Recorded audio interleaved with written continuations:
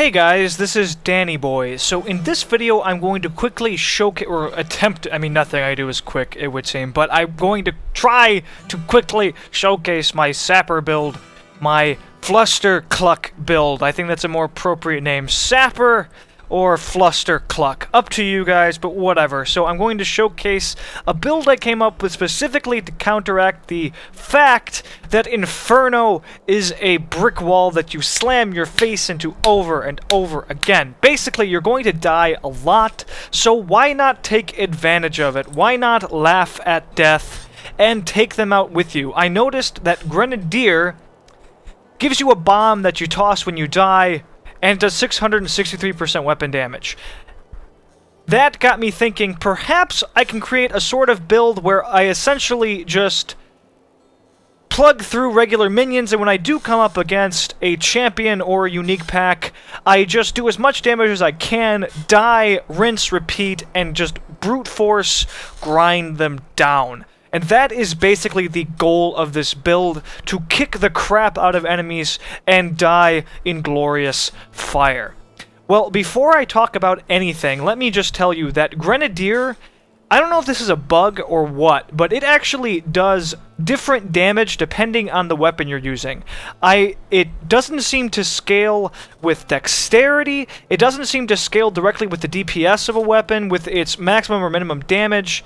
It doesn't seem to matter what sort of weapon type you use, be it hand crossbow or bow or what.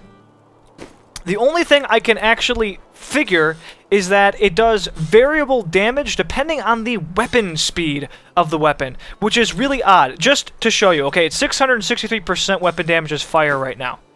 I'm using a 612 DPS crossbow. It's actually higher than that, but for some reason the items don't take into consideration elemental damage. This does holy damage. So I'm now going to equip a crappier bow, and they both have elemental damage. Equip my crappy bow. Now it does 844% weapon damage. But the bow is faster, and neither of these weapons have, like, crit damage on them or anything. So all I can think is its weapon speed. So let me equip this even far crappier but faster firing hand crossbow. Now it does 965% weapon damage. We're doing almost 1,000% weapon damage when we die, which is kind of ridiculous, but still not totally sure how it functions. I've looked at the ability without any gear on, without any passives, and again, I just concluded that it's not dex, it's definitely not just weapon damage, it seems to be attack speed, which I don't know if that's actually working as intended. I can even equip this, and this is part of what makes me conclude this. I can equip this crossbow. I'm getting some weird frame rate, and I don't know why, but I don't care. 663%. I then equip this far crappier crossbow. Exact same weapon type, they both have elemental damage. They do different... One does way more damage than the other, but... And they're also the exact same attack speed. And it stays the same. 663%. So I think it's scaling with attack speed, which is really weird, and that might be a bug. But whatever, it's kind of amusing. But I'm going to just use my crossbow for now, because I want to be able to kill minion packs quickly.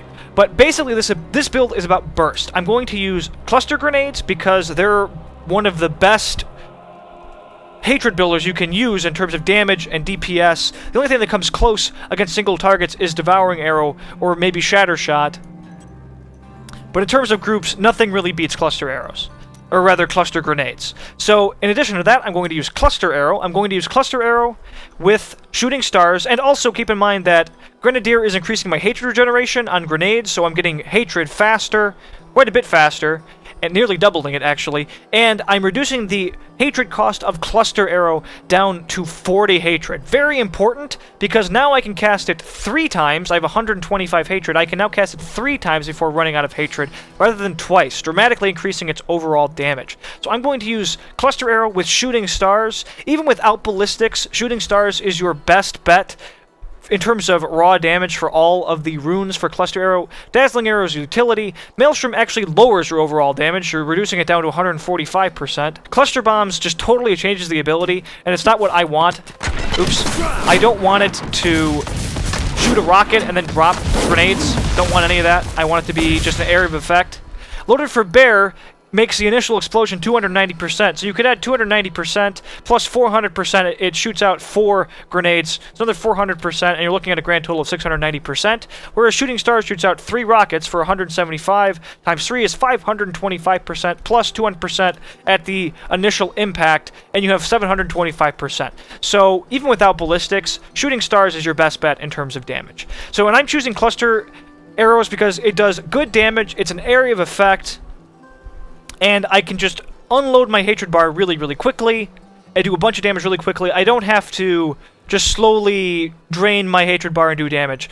Other good options for damage are, let's see, Rapid Fire is a good option, but it's not really burst, it's over time. It can really rack up a lot of damage very quickly with fire support, but we want damage now. We want it in a compact area so that we can just have uniques and champions cluster around us. We can just blow them up, die, blow them up again, and on and on and on.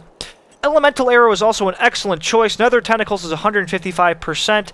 It actually ticks, I believe, twice every time it hits. You can just multiply that by 2, and you get 310%. You can actually cast it. It only costs 10 hatred, so from a full hatred bar, you can cast it at least 13 times, and that's not even taking into consideration your hatred regen. That's 4,030% weapon damage, and then you could easily hit 5 targets with 1 nether tentacle, so you're talking 20,150% weapon damage to a group of enemies. But again, it takes over 10 seconds to fully drain your Hatred Bar, spamming Nether Tentacles. It's something like 15 seconds, and that's too long. We want it to be done.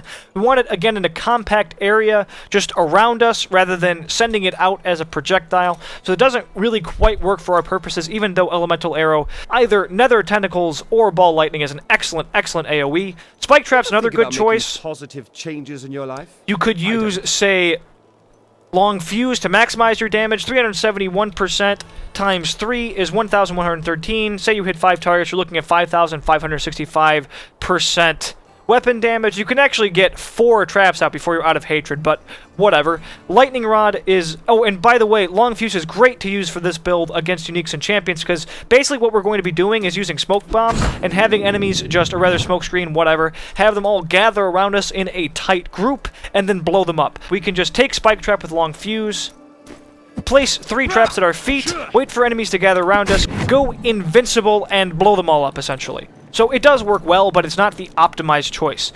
Long Fuse is also hard to use against regular minion packs because they tend to just walk over it while it's arming, so it's kind of a problem. Lightning Rod is a better compromise, but it does far less damage. So you're looking at 275% times 3, giving you 825%, times 3 traps, 2,475. So, not great compared to our other choices. So, multi-shot's another good option. You could use, say, Fire at Will, you could use Arsenal. Those really beat out Burst Fire. Fire at Will makes it only cost 20 hatred, so 165 times 6 casts, because you can get 6 casts off, excluding hatred regeneration or regenerating it with your hatred builder before running out of hatred. So 6 casts, that's 990 times 10 targets. You can easily hit 10 targets with a multi-shot. You're looking at 9,900. With Arsenal, even without ballistics, 3 rockets, 3 times 60% is 180. So 180 plus 165% is 345. Times 3 casts, it's 40 hatred now, so you can only get 3 casts off, is 1,035. Times 10 targets would be 10,350. So even better than Fire at Will, really, with Arsenal.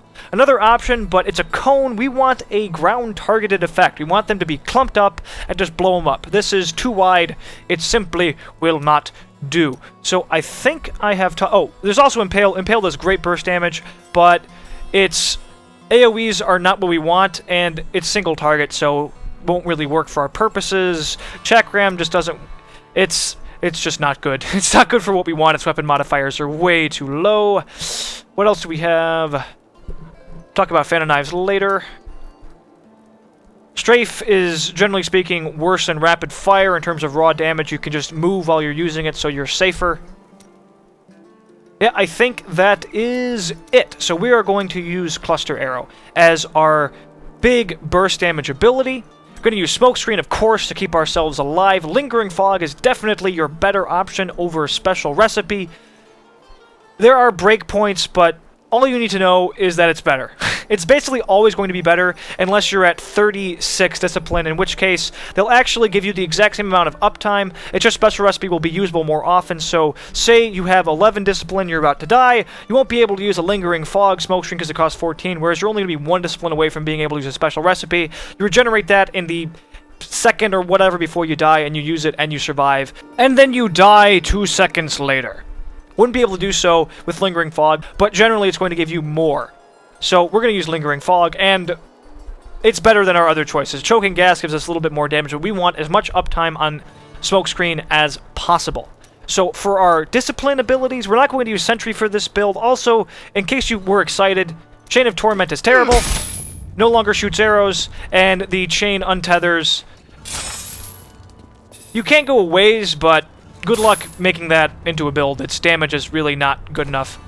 So, yeah, and if you were excited about Aid Station, don't be. It's really just a tool to use in groups and to drop on the melee group when you're attacking a boss or something, because its radius is incredibly small. Blizzard, why would you do such a thing? No hunter can stand that still for that long in the vast majority of situations. And if you were excited about Guardian Turret, don't be, for the exact same reasons. Same really, really small radius. Not to ruin anyone's happiness, but you're not really going to be getting anything at level 60 that you're going to be doing backflips over. Though Nether Tentacles is really nice. I think you get that either at level 60 or maybe a little bit earlier. Not going to be using Sentry. We are going to be using... where be it? Blarg. Fan of Knives. We're going to be using Fan of Knives as yet another burst ability. We're going to use... the two options for us is Retaliate, 464%, when they hit us, but sometimes they're not going to hit us in those 10 seconds. Sometimes we're going to be actually kiting and trying to kill something, and if they don't hit you, you've just wasted the ability. And ultimately, Assassin's Knives is going to do higher damage. Assassin's Knives is going to do the 320% plus 70% over 5 targets, so 70% times 5, 350% plus the original 320. You're looking at 670% just weapon damage. So a solid choice for burst damage. It's a PBAOE. It's nice for killing fast-moving guys that close in on you quickly. It has a slow component, 10-yard radius. It's definitely solid, and I prefer using it, at least for this build. Plus it's knives, which is cool. And Assassin's Knives allows you to use the ability from farther away and hit people with the actual knives that you throw. Those knives, by the way, will only ever hit 5 targets. They don't pierce or anything. They just dissipate once they hit their target. And I just moved this accidentally. Come back, Smokescreen. Next, we are going to use Rain of Vengeance as a straight burst ability. The highest damage rune for Rain of Vengeance is definitely Beastly Bombs. It's more than every other one. 125% weapon damage times 20. You're looking at 2,500% weapon damage, and each of those bombs aren't limited to just hitting one target. They do have a splash radius, so you can actually hit more than one target with each of the bombs, or one target multiple times. And it's also kind of cool because you can drop it, and it will actually stay where you were, so if you have to kite or something, you can move out of the radius, and the enemies might still be there if they're slow moving, and you can still keep doing damage to them and have uptime on them, which is nice. But that is definitely the hardest hitting rune for Rain of Vengeance, and it's just more burst damage, and it's free on top of everything else. Finally, we're going to use Preparation because, in my opinion, every single Demon Hunter build should be using Preparation, and to my taste, your best bet is definitely Battle Scars. It's a really powerful heal. It's essentially a second potion, and it only has a 45-second cooldown, which is great. Another option is Backup Plan. It's amazing when it works, but 30% chance is not something that you can really rely on. It's more just a neat perk when it actually fires. So we are going to use Battle Scars because I am to the point, I've used it forever, and I need it at this point. I'm so used to it. Finally, let's talk about passives. Well, Demon Hunter has a lot of passives, but really you don't have many choices ultimately in terms of optimizing your damage.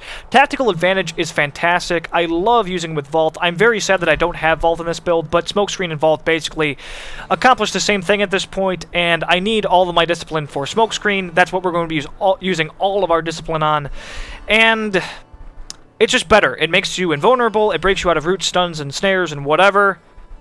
You can avoid abilities. You can just do anything that you would normally use Vault for. Thrill of the Hunt, we don't need. Vengeance will give us more hatred, which we don't need.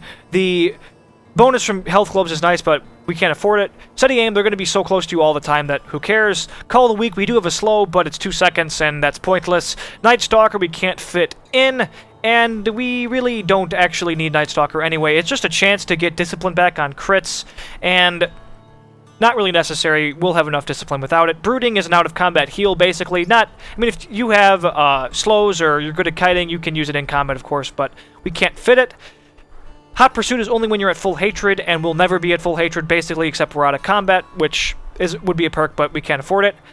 And Numbing Traps does reduce their damage, but 25% isn't going to save us, so not going to bother. Perfectionist is not going to give us enough discipline when using Smokescreen to actually use more Smokescreen, so it's pointless. Custom Engineering is pointless. Ballistics, we are using rockets, but we have a much higher DPS increase, a much higher damage increase in the other passes we're taking.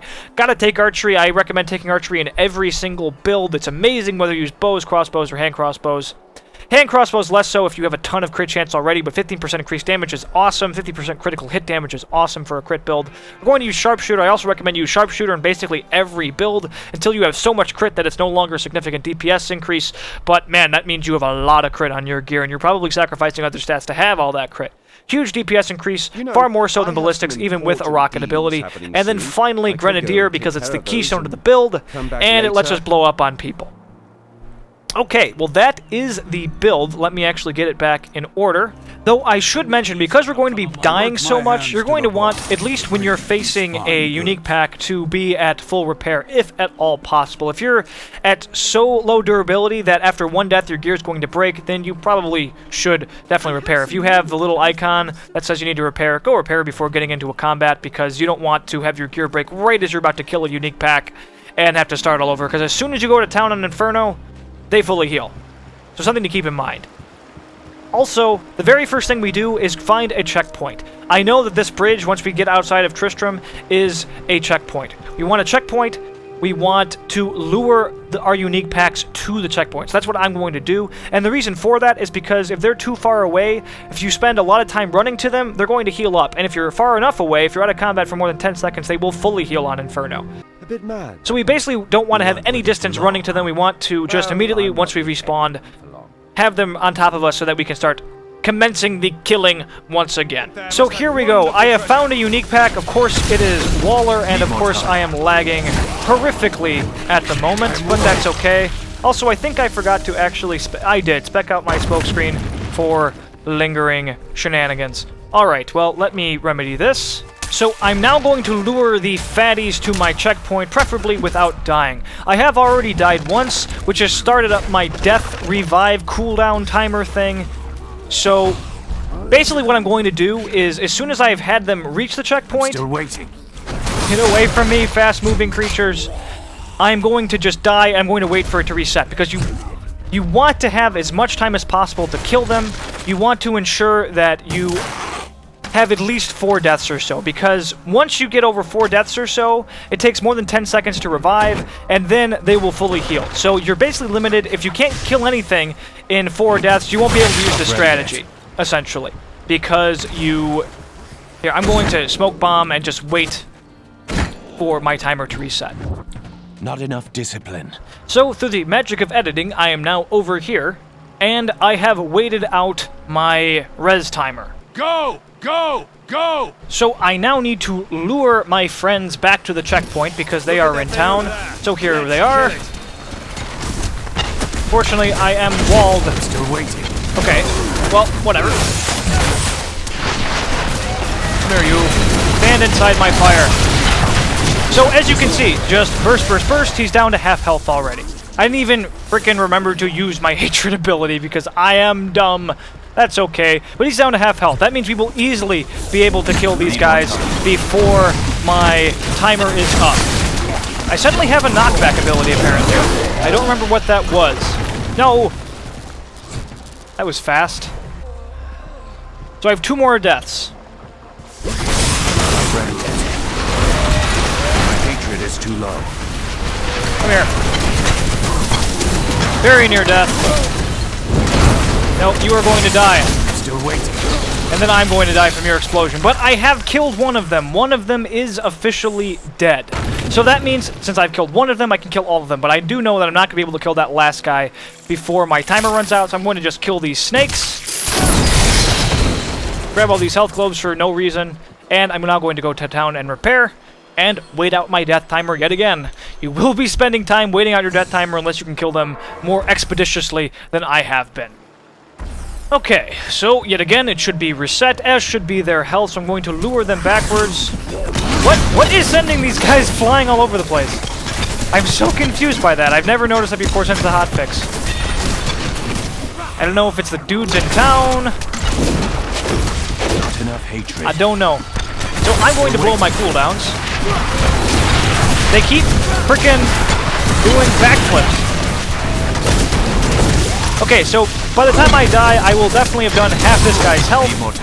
Hopefully I will blow up on him.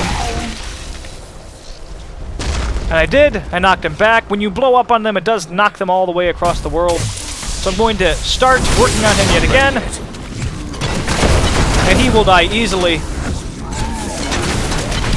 before time is up. Hopefully I can kill him without actually killing myself, but what's the fun of that?